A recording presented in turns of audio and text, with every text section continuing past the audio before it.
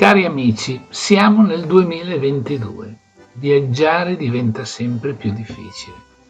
Allora fatemi viaggiare un po' nei ricordi.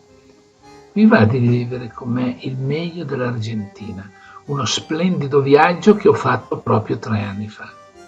Allora non sapevamo nemmeno cosa fosse il Covid. Bene, allora iniziamo il viaggio in 3 capitoli. Il primo un po' della meravigliosa natura dell'Argentina, da Porto Madryn e le sue balene, i pinguini e i leoni marini, a Ushuaia, terra del fuoco.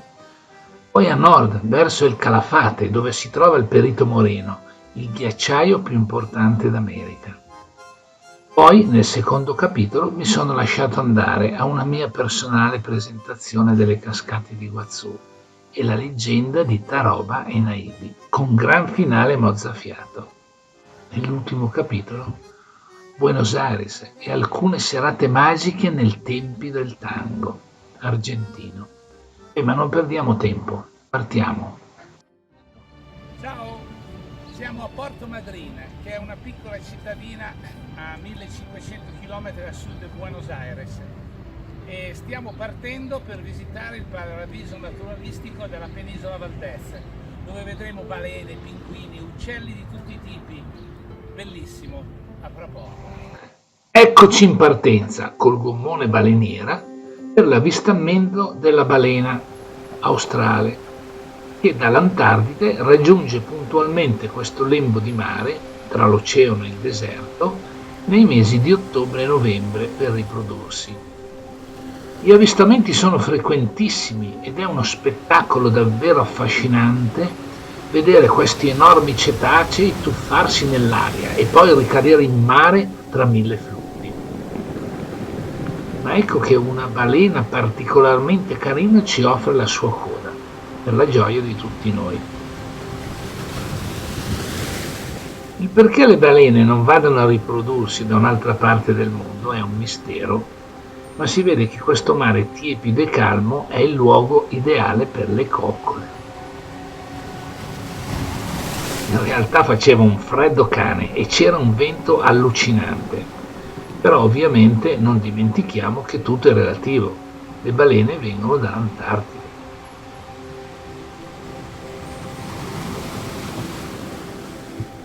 Intanto sulla riva i leoni marini si scaldano al sole.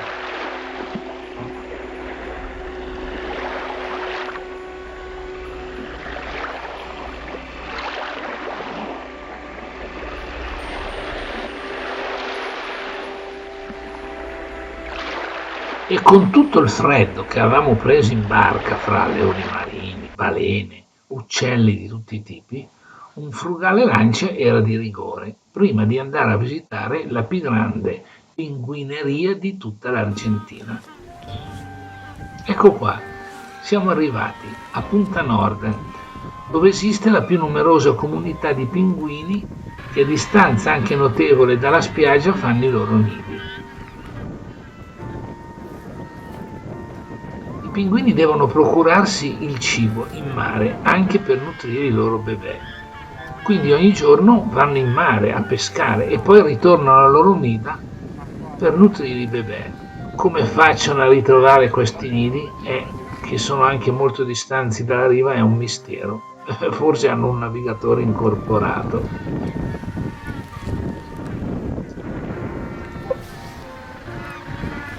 Lasciati i pinguini, siamo ora a Ushuaia, terra del fuoco, il punto più estremo a sud della Terra, la fine del mondo. Una visita al faro, più a sud del pianeta, quindi era di rigore. Per raggiungerlo si naviga lungo il canale Beagle, fra paesaggi davvero incredibili. Un'altra visita che non poteva mancare era quella al Parco Nazionale della Terra del Fuoco, una delle aree protette più importanti del paese. Siamo ora Il Parco Nazionale della Terra del Fuoco.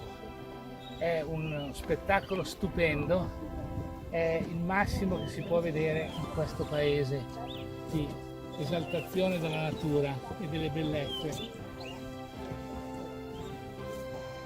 Ma sentiamo un po' cosa ci racconta la nostra gentile oste. Dimmi allora, dov'è ci siamo? Ci siamo alla Vaia La Pattaya, che è parte del canale Beagle, e Ah. dove c'è il parco Terra del Fuoco.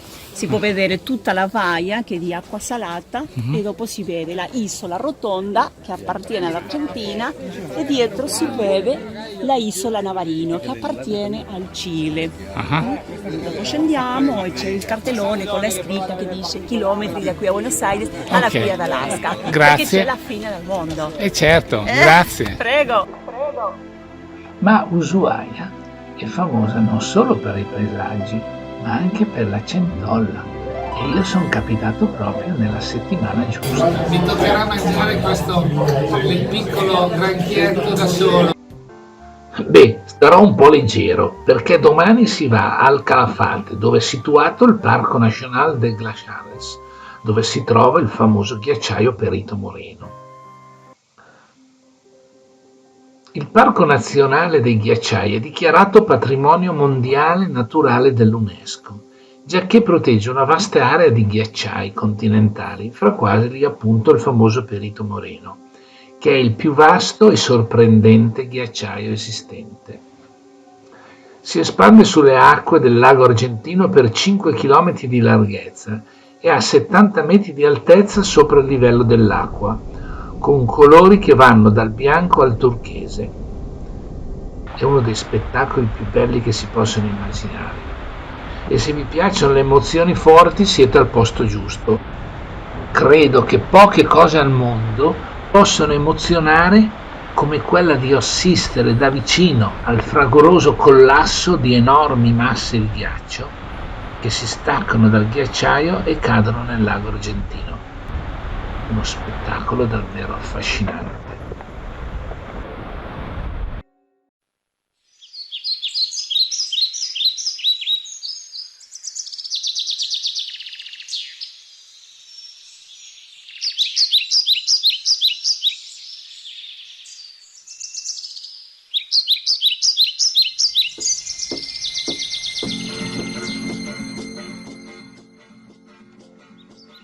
Nella foresta di Iguazú, tanti anni fa, viveva una tribù di indios che si dedicavano alla caccia, alla pesca e all'agricoltura. Ma nel rio Iguazú viveva Mabde Tata, il dio serpente, un mostro terribile assetato di sangue. La tribù allora, per placare la sua ira, doveva sacrificare ogni anno una giovane vergine, gettandolo nella cascata, e quest'anno la sorte scelse la più bella del villaggio, Naipi, per il sacrificio.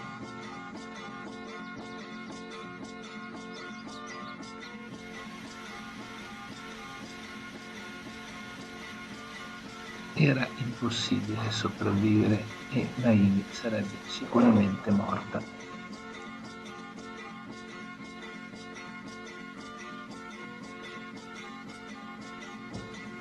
Naipi era innamorata di un giovane e coraggioso guerriero che si chiamava Taroba. Taroba era innamoratissimo di lei e non avrebbe mai permesso che lei morisse.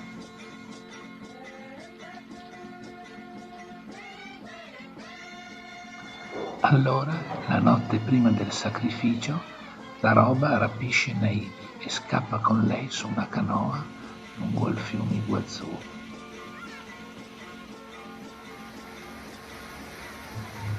Quando il dio serpente se ne accorge, va su tutte le furie e rompe la montagna e tutte le rocce intorno a lui, creando così varie cataratte delle cascate, vari dislivelli, le rapide del fiume.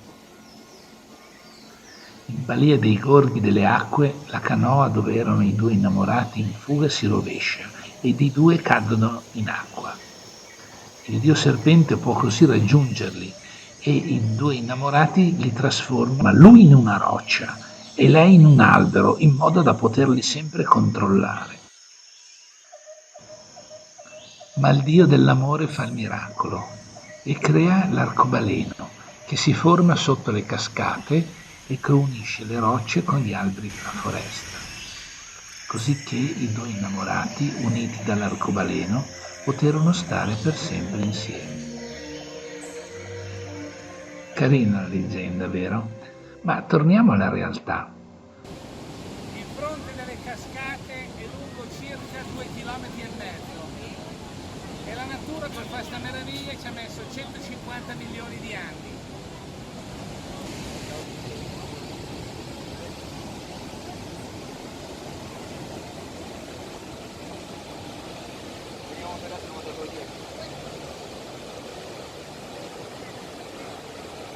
Questo spettacolo meraviglioso delle cascate andava celebrato con qualcosa di speciale.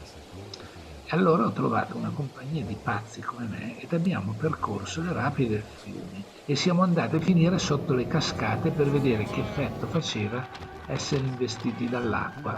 È stata davvero un'esperienza sconvolgente. Provate anche voi.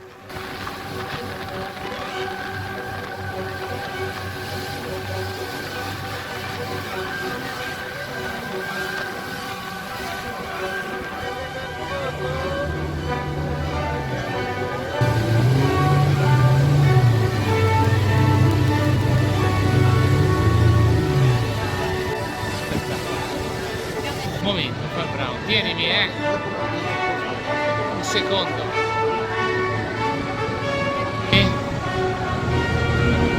Tieni per i pantaloni.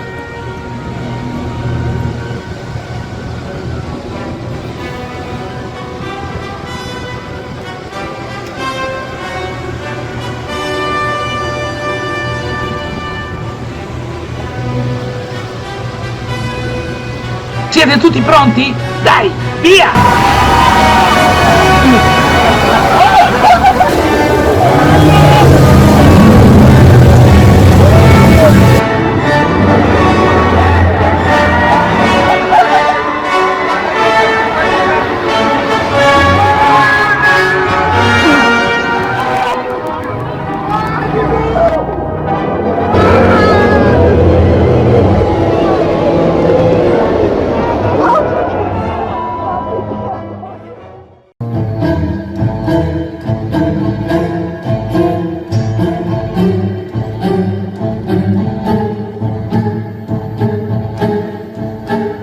Ciao amici, vi va di parlare un po' di tempo con me? Vi porto al top, a Buenos Aires. Ma prima diamo un po' un'occhiata alla città. Il primo impatto è con questi enormi grattacieli. Se no dove li mettevano 4 milioni di abitanti? Che bella città, fantastica, moderna, pulita, ordinata, ricca di giardini.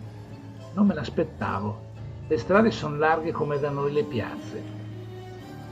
Ma il mio spirito marinaio subito mi ha consigliato di andare al Porto Madera, sul Rio della Plata. Bellissimo, la fregata Sarmiento, simbolo della marina argentina, contrasta con i grattacieli del quartiere. Ma la notte è opportuno cenare in uno dei ristorantini che si affacciano sul Rio della Plata.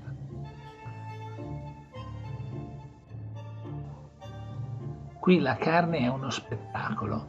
Ho mangiato una battuta, eccola qui, che era una favola, ma anche i dolci si lasciano mangiare. Smaltita la cena, a proposito, i prezzi metà dell'Italia, il giorno dopo era di rigore una visita al mercato delle pulci di Sant'Elmo. Fra le bancarelle, musicisti di strada allietano i passanti con fantastici tanghi.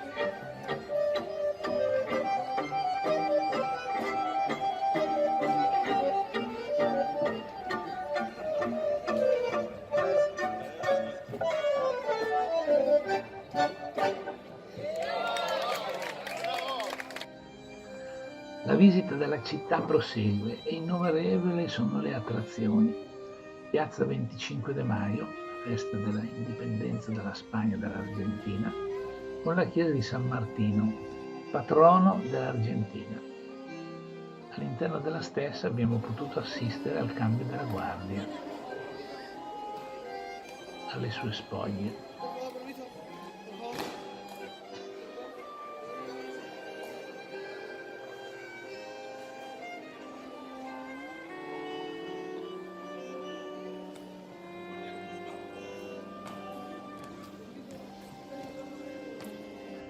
ma grande interesse andava riservato al famigerato quartiere Boca, quartiere popolare tristemente noto per la presenza durante la notte del top della delinquenza di Buenos Aires, ma durante il giorno, protetto dalle autorità per le sue caratteristiche di interesse turistico, offre un aspetto molto interessante.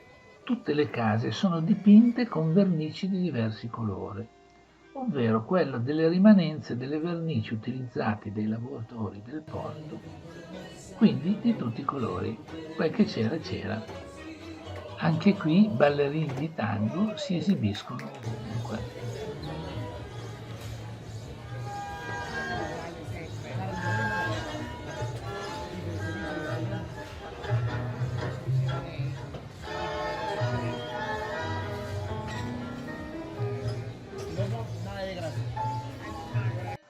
La visita continua con il quartiere Palermo, con il fiore a 6 petali che si apre di giorno e si chiude di notte, con il giardino giapponese, con il giardino botanico e con grande musica.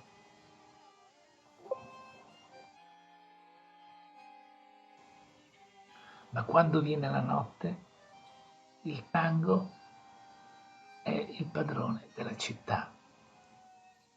Vi ho promesso tango e vi porto adesso alla Viruta, una delle migliori milonghe di Buenos Aires, dove si esibisce un'orchestra davvero da favola.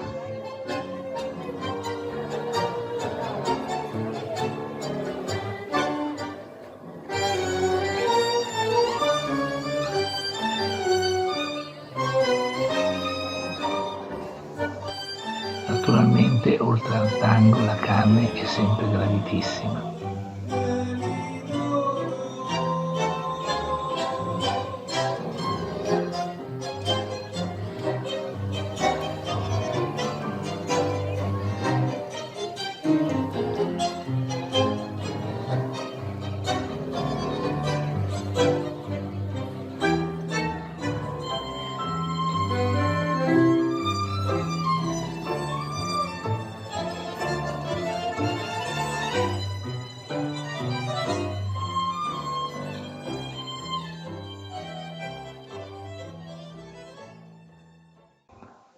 Ma ora è venuto il momento dei brividi.